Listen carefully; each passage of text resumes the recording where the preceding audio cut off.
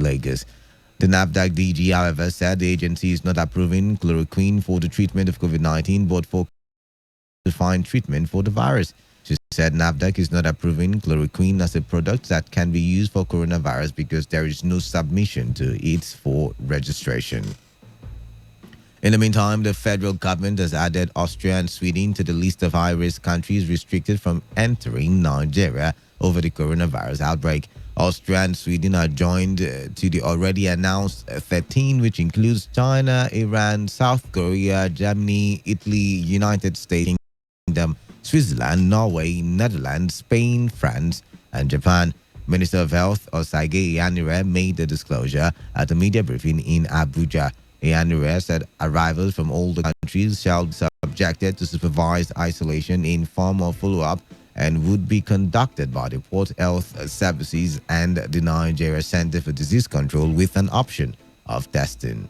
As for arrivals from high-risk countries named, their self-isolation shall be supervised in the form of follow-up to be conducted by Port Health Services and NCDC with the option of doing a testing as need arises. According to our national case definition, we have identified two more high-risk countries, Austria and Sweden, who were added in the past 24 hours to the list. We are also including COVID-19 testing in our routine surveillance for influenza-like illnesses. The original index case is clinically stable and has improved greatly.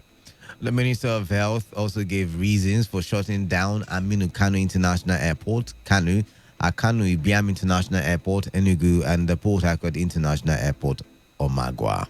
Of entry for travelers from 13 known high-risk countries, and for better control of new arrivals, international travel to Nigeria has been temporarily limited to two international airports, Murtala Mohammed Lagos and Nnamdi Azikiwe International Airport, Abuja. Port Health services will be strengthened at these airports. Other airports shall be closed to international traffic, but not to domestic. These decisions will be reviewed as the situation demands. Travelers from all countries shall be required to self-isolate for 14 days after entry, following the guidelines provided to them. Non-compliance puts your family, your friends, and the public at risk, even if you feel very well.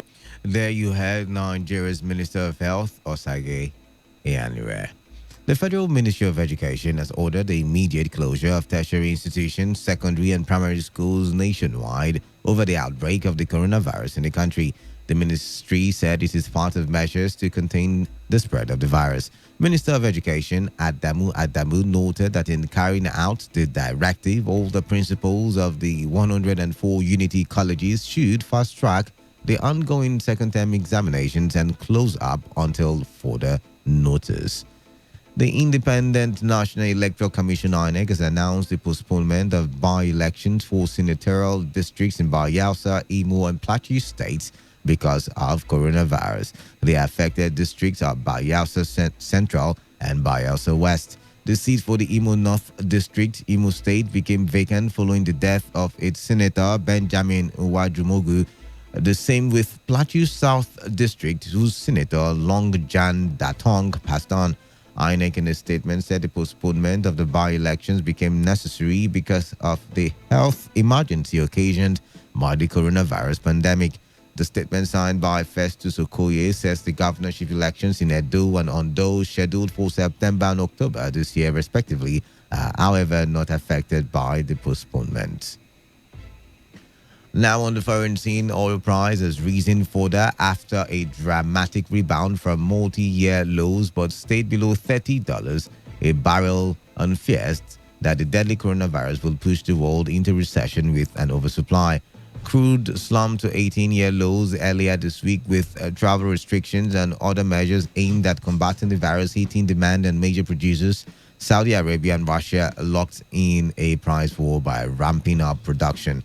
All markets have been hammered by collapsing demand as the virus prompts sweeping travel restrictions and business closures, and as major producers, Saudi Arabia and Russia, engage in a price war. The number of people who have died as a result of the coronavirus pandemic has now exceeded 10,000. This is according to a tally based on official data compiled by AFP. Most of the reported deaths are from Europe with over 4,000 and Asia with 3,400 deaths. Italy is the worst affected country with 3,405 fatalities. On entertainment, Nollywood actress Inse Ikpe Etim says she had put herself under self-isolation after arriving from the United Kingdom. Nigeria's Health Minister Osage Anire had advised all visitors arriving into the country to self-quarantine for at least 14 days in order to limit the potential spread of the deadly new coronavirus.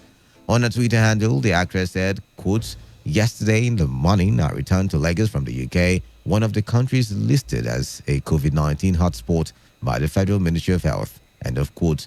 The self-quarantine is highly recommended, especially for those arriving from coronavirus hotspot countries, including the UK. And now, to end the news, here's a summary of the major stories. Anti-kidnapping unit of the Rivers State Police Command have arrested a suspected kidnapper linked to the killing of a Port Harcourt-based lawyer, Solagbo West. Governor Yeson Wike has shut down schools and directed religious organizations to restrict their activities to avoid the spread of coronavirus. The federal government has added Austria and Sweden to a list of high-risk countries, which has increased the travel ban to 15 countries. On the foreign scene, the death toll of COVID-19 has exceeded 10,000, with Italy as the most hit country. That was the news as detailed by Chinedu Iwuna. For comments and enquiries, please call 0815 341 8657 or 0814 4343502, or send your emails to news@todayfmlive.com. You can also read our stories on www.todayfmlive.com. You can also reach us on Twitter at todayfm951. Thank you for listening once again, and do stay tuned to Today 95.1 FM. A lot of wonderful programs lined up for your listening pleasure. I am Kala Da.